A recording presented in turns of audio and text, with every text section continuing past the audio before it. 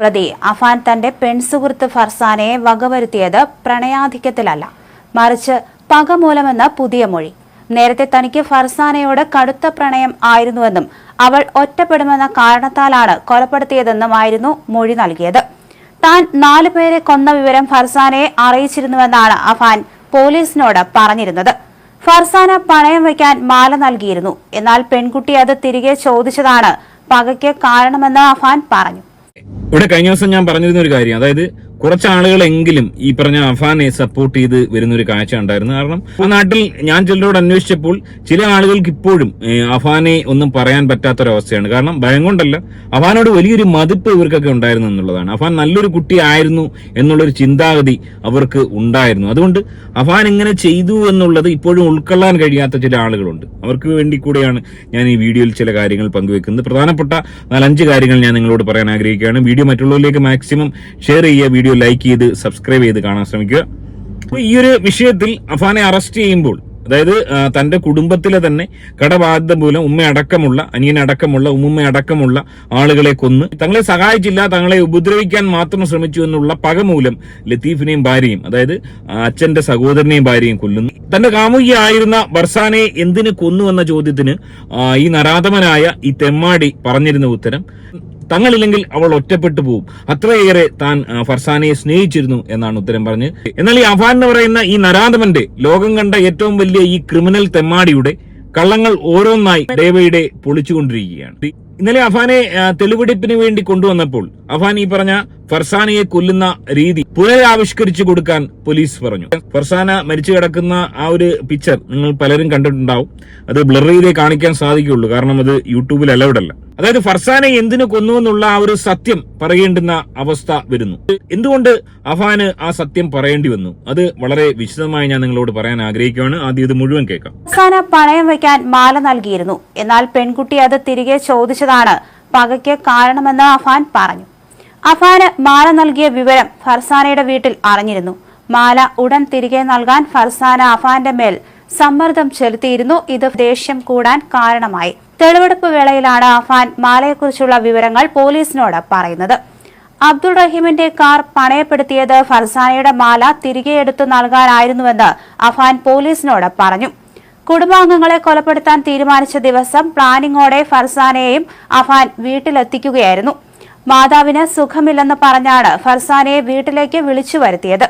കൊലപാതകത്തിനിടയിൽ ആരെങ്കിലും വീട്ടിലേക്ക് വന്നാൽ അവരെ ആക്രമിക്കാനായി തൊട്ടടുത്ത കടയിൽ നിന്ന് മുളക് പൊടിയും അഫാൻ വാങ്ങിവെച്ചിരുന്നു. കൊലപാതകം നടന്ന, ഈ കോട്ടക്കൊല നടന്ന ആദ്യഘട്ടത്തിൽ തന്നെ എനിക്ക് തോന്നിയ ഒരു ബലമായ ഒരു സംശയം, ഈ ഫർസാന എന്ന് പറയുന്ന ഈ പെൺകുട്ടിയോട് അഫാന് ലെവലേശം പോലും പ്രണയമില്ലായിരുന്നു.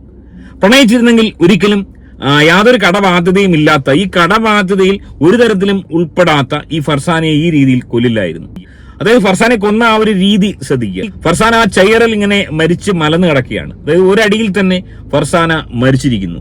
അതായത് ഫേസ് ടു ഫേസ് ഉള്ള ഒരു ആക്രമണമാണ് ഫർസാനയോട് നടത്തിയത്. ഫർസാന എന്ന് പറയുന്ന ഈ ഒരു പെൺകുട്ടി അഫാനെ വളരെയധികം സ്നേഹിച്ചിരുന്നു. അഫാൻ ഒരു സൈക്കോ ആണെന്ന് മനസ്സിലാക്കിയിട്ടും അഫാന് സാമ്പത്തിക പ്രതിസന്ധി വന്നപ്പോൾ അത് പരിഹരിക്കാൻ വേണ്ടി എന്റെ കഴുത്തിലെ സ്വർണ്ണമാല അഫാന് ഊരി നൽകുന്നു. വീട്ടിലത് പറയാതിരിക്കുന്നു. മറ്റേതെങ്കിലും ഗോൾഡ് കവറിങ്ങോ മറ്റോ വീട്ടുകാരെ കബളിപ്പിക്കാൻ വേണ്ടി താൽക്കാലികമായി ഒരുപക്ഷെ ഫർസാന ഉപയോഗിച്ചിരുന്നിരിക്കാം. എനിവേ ആ ഒരു സംഭവം പിടിക്കപ്പെടുന്നു. വീട്ടിൽ ഫർസാനയോട് മാല എവിടെയെന്ന് ചോദിക്കുന്നു. അതായത് ഫർസാനയ്ക്ക് ഫർസാനയുടെ ഉപ്പ തന്റെ കഠിനാധ്വാനത്തിലൂടെ വാങ്ങിക്കൊടുത്ത ആ ഒരു മാല ഈ നരാധവനായ ഈ തെമ്മാടി വാങ്ങി പണയം വെച്ചു. ആ പൈസയ്ക്കും ഈ പറഞ്ഞ ലക്ഷറി ജീവിതം നയിക്കുന്നു. തന്റെ വീട്ടിൽ മാലയെക്കുറിച്ച് ചോദിച്ചെന്നും മാല തിരികെ എടുത്തു തരണമെന്നും ഫർസാന പറയുന്നു. ആ ഒരു വിഷയത്തോടുകൂടി ഫർസാനയോട് ഉണ്ടായിരുന്ന ഈ വലിയ ഒരു പ്രണയം ആ ഒരു വിഷയത്തോടുകൂടി പൊടുന്നതിനെ ഇല്ലാതായി എന്നാണ് അഫാൻ അവകാശപ്പെടുന്നത്. അതിനുശേഷം അഫാൻ പിന്നീട് ഫർസാനയോട് ആവശ്യപ്പെടുന്നത് തങ്ങൾ ഒരുമിച്ച് മരിക്കാൻ പോകുന്നു, തങ്ങൾ ആത്മഹത്യക്ക് പോവുകയാണ്, താനും ഒപ്പം കൂടണമെന്ന് ആവശ്യപ്പെടുമ്പോൾ അവിടെയും ഫർസാന തയ്യാറാകുന്നില്ല. ഈ 2 കാര്യങ്ങളാണ് ഫർസാന അഫാനെ ചതിച്ചു എന്നുള്ള ഒരു നിഗമനത്തിൽ അഫാനെ കൊണ്ടുവന്ന് എത്തിച്ചത്. ഈ 2 കാര്യങ്ങളാണ് പ്രധാനമായും അഫാന് ഫർസാനയോടുള്ള ഇത്രയും വലിയ പക ഉണ്ടാവാനുള്ള പ്രധാന കാരണങ്ങളായി അഫാൻ പോലീസിനോട് പറയുന്നത്. അതായത് തന്റെ പ്രണയിനി തനിക്ക് വേണ്ടി വീട്ടുകാരറിയാതെ ഈ ഒരു സ്വർണ്ണമാല പണയം വെക്കാൻ തരുന്നു. അത് വീട്ടിൽ അറിയുമ്പോൾ അത് തിരിച്ചെടുത്തു തരാൻ ആവശ്യപ്പെടുന്നു. എന്നാൽ അതിന് തയ്യാറാവാതിരുന്ന അഫാൻ ആത്മഹത്യ ചെയ്യാൻ ആവശ്യപ്പെടുമ്പോൾ, ഒരുമിച്ച് ആത്മഹത്യ ചെയ്യാൻ ആവശ്യപ്പെടുമ്പോൾ ഈ പെൺകുട്ടി തയ്യാറാവാത്തതിനെ തുടർന്ന് ഉടൻ തന്നെ ആ ഒരു പ്രണയം അവസാനിപ്പിക്കുകയും വലിയൊരു പകയിലേക്ക് അത് പോവുകയും ചെയ്തു. ഇവിടെ ഫർസാന ചെയ്ത ഏറ്റവും വലിയൊരു പിഴവ്, ഒരുപക്ഷെ ഇത്തരം അവസ്ഥയിൽ അകപ്പെട്ട പെൺകുട്ടികൾ ഇനി അത് ചെയ്യാതിരിക്കുക. ഇവനൊരു സൈക്കോ ആണെന്ന് മനസ്സിലാക്കിയിട്ടും ഈ ഒരു ലെവലിലാണ് ഇവന്റെ പോക്കെന്ന് മനസ്സിലാക്കിയിട്ടും ഉമ്മയ്ക്ക് വയ്യ എന്ന് പറഞ്ഞപ്പോൾ ഫർസാന ആ വീട്ടിലേക്ക് ഒറ്റയ്ക്ക് ഓടിയെത്താൻ ശ്രമിക്കുന്നു. അവിടെ തന്നെയാണ് ഏറ്റവും വലിയൊരു പിഴവ് സംഭവിച്ചത്. ഇനിയെങ്കിലും ഇത്തരം പെൺകുട്ടികൾ ഇത്തരം സൈക്കോളെ പോലുള്ള ആളുകളെ പ്രേമിക്കുമ്പോൾ കുറച്ചുകൂടെ ഒന്ന് വിജിലന്റ് ആയിട്ടിരിക്കണം. ഏത് സമയത്തും അവരുടെ ഭാഗത്ത് നിന്ന് എന്തെങ്കിലും ഒരു ആക്രമണം ഉണ്ടാകാം എന്നുള്ള സാധ്യത ഉണ്ടെന്ന് മനസ്സിലാക്കി വളരെ വിജിലന്റ് ആയിട്ട് മുന്നോട്ട് പോവുക. പൊടുന്നനെ ആ ബന്ധം അവസാനിപ്പിച്ച് മരണം മരുന്ന് വാങ്ങാതെ ഗ്രാജുവലി ആ ഒരു ബന്ധം സ്റ്റോപ്പ് ചെയ്യുക. ഇവിടെ ഫർസാന ഇതൊന്നും ചെയ്യാതെ ഇവനെ വീണ്ടും വിശ്വസിച്ച് ആ വീട്ടിലെത്തുമ്പോൾ ഇവൻ ഫർസാനയോട് പറയും താൻ 4 പേരെ കൊന്നു എന്ന് പറയുമ്പോൾ സ്വാഭാവികമായും അന്താളിച്ച് ആശ്ചര്യപ്പെട്ട് മോകാത്സ്യപ്പെട്ട് നിൽക്കുന്ന ഫർസാനയെ ഫേസ് ടു ഫേസ് ആണ് ആക്രമിക്കുന്നത്. ഫർസാനയെ ഒറ്റയടിക്ക് ചുറ്റിയെ കൊണ്ട് അടിച്ച് ചെയറിലിരുത്തുന്നു. അപ്പോൾ തന്നെ ഫർസാനയ്ക്ക് ബോധം പോയിരിക്കാം.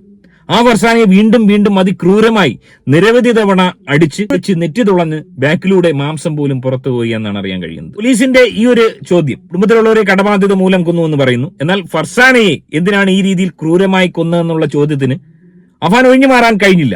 ഈ നരാധമനായ തെമ്മാടിക്ക് ആ സത്യം തുറന്നു പറയേണ്ടി വന്നു. താൻ വലിയ പകയോടുകൂടിയാണ് ഫർസാന എന്ന് പറയുന്ന തന്റെ പ്രണയിനിയെ ഇല്ലാതാക്കാൻ ശ്രമിച്ചത്. ആ രീതിയിലാണ് ഫർസാനയെ ആക്രമിച്ചത്.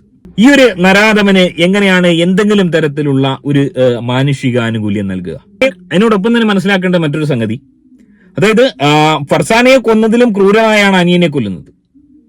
തനിക്ക് ചാവാൻ വേണ്ടി ഈ പറഞ്ഞ എലിവിഷം വാങ്ങി വരുന്ന അഫാൻ ഒരുപക്ഷെ കുഴിമന്തി വാങ്ങിച്ചത് എലിവിഷം കുഴിമന്തിയിൽ ചേർത്ത് കഴിച്ചു സുഖകരമായൊരു മരണം ആഗ്രഹിച്ചിട്ടായിരിക്കും. എന്നാൽ മതിയായ അളവിൽ 23 വയസ്സുകാരനായ ഒരു ആൾക്ക് മരിക്കേണ്ടുന്ന അളവിൽ എലിവിഷം അഫാൻ കഴിച്ചില്ല എന്നുള്ളതാണ് വാസ്തവം. അവിടെ ഇതേ രീതിയിൽ തന്നെ കുഴിമന്തിയിലോ മറ്റേതെങ്കിലും പാനീയങ്ങളിലോ ഈ പറഞ്ഞ എലിവിഷം ഉപയോഗിച്ച് ഈ കുടുംബാംഗങ്ങളെ ഒന്നടങ്കം തന്റെ കുഞ്ഞനുജൻ ഉൾപ്പെടെയുള്ള ആളുകളെ കൊലപ്പെടുത്താമെന്നിരിക്കെ അതൊന്നും സ്വീകരിക്കാതെ ചുറ്റിയെ കൊണ്ട് അതിക്രൂരമായി തലങ്ങും വിലങ്ങും അടിച്ച് ഇഞ്ചിഞ്ചായി കൊന്ന ഈ നരാധമൻ ഏതെങ്കിലും പരിഗണന നൽകേണ്ടതുണ്ടോ? ഈ പരനാറിക്ക് ഏതെങ്കിലും ഒരു പരിഗണന കോടതിയോ നിയമങ്ങളോ നൽകേണ്ടതുണ്ടോ?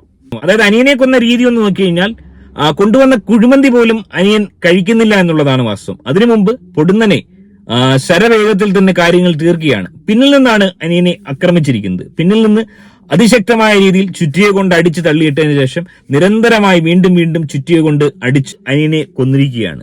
അതായത് ആദ്യമായി തന്റെ ഉമ്മയെ കൊല്ലാൻ ശ്രമിക്കുമ്പോൾ ചുറ്റിക ഉപയോഗിക്കാതിരുന്ന ഷാള് ചുറ്റി കൊല്ലാൻ ശ്രമിച്ച അഫാൻ പൊടുന്നനെയാണ് ഈ ഒരു തീരുമാനത്തിലോട്ട് ചുറ്റിയെ വാങ്ങിച്ച് ഇവരെ കൊന്നുകളയാമെന്നുള്ള ഒരു തീരുമാനത്തിലെത്തുന്നത്. ഇതിന്റെ പ്രധാന കാരണമായി അഫാൻ പറയുന്നത് ചുറ്റിയെ കൊണ്ട് ശക്തമായി അടിച്ചു കഴിഞ്ഞാൽ ഒറ്റ അടി കൊണ്ട് തന്നെ ആളെ കൊല്ലാൻ സാധിക്കും, അല്ലെങ്കിൽ ആളെ ബോധരഹിതനാക്കാൻ സാധിക്കുമെന്നുള്ള ബോധ്യം അഫാൻ ഉണ്ടായിരുന്നു. ഒരുപക്ഷെ ഇത്തരം സിനിമകൾ അല്ലെങ്കിൽ ഗെയിമുകൾ കണ്ട വഴി അതിലൂടെ തന്നെയായിരിക്കാം അഫാൻ ആ ഒരു ബോധ്യമുണ്ടായത്. എന്നാൽ ശ്രദ്ധിക്കേണ്ടത് അഫാന്റെ ആ ഒരു വലിയ ക്രൂരമായ മനസ്സാണ്.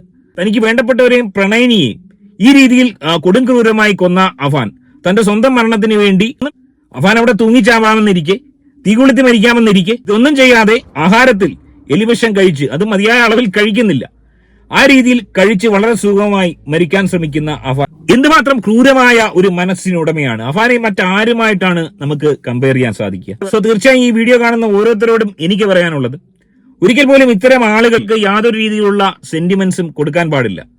നമ്മുടെ നാട്ടിൽ എനിക്ക് തോന്നുന്നു 94-ന് ശേഷം ഒരാളെയും തൂക്കി കൊന്നിട്ടില്ല. അതൊക്കെ തന്നെയാണ് ഇത്തരം ക്രിമിനലുകൾ ഇപ്പോഴും വർദ്ധിക്കാനുള്ള കാരണം. അവാന്റെ സ്ഥിതിയും മറച്ചല്ല. അവാൻ ഒരുപക്ഷെ ഇരട്ട ജീവപര്യന്തം കിട്ടിയേക്കാം. ആ ഇരട്ട ജീവപര്യന്തത്തിൽ ചില ആനുകൂല്യങ്ങൾ കൂടി കിട്ടിക്കഴിഞ്ഞാൽ, ചില തെളിവുകളുടെ അഭാവം കൂടി പരിഗണിക്കുകയാണെങ്കിൽ അവാൻ തീർച്ചയായും ഒരു 35 വയസ്സാകുമ്പോൾ പുറത്തിറങ്ങി സുഖസുന്ദരമായി ഒരു കല്യാണം കഴിച്ച് ജീവിക്കാനുള്ള ഒരു അവസരം ഉണ്ടാവും. സോ അങ്ങനൊന്ന് സംഭവിക്കാതിരിക്കാൻ വേണ്ടി നമുക്ക് ദൈവത്തോട് പ്രാർത്ഥിക്കാം. ഇനിമേ ഈ വിഷയത്തിൽ നിങ്ങളുടെ അഭിപ്രായം കമന്റായി രേഖപ്പെടുത്തുക. ആദ്യമായിട്ട് കാണുന്ന ഒരു ചാനൽ ഒന്ന് സബ്സ്ക്രൈബ് ചെയ്ത് കാണുക. മറ്റൊരു വീഡിയോ ആയിട്ട് കാണാം. ബൈ.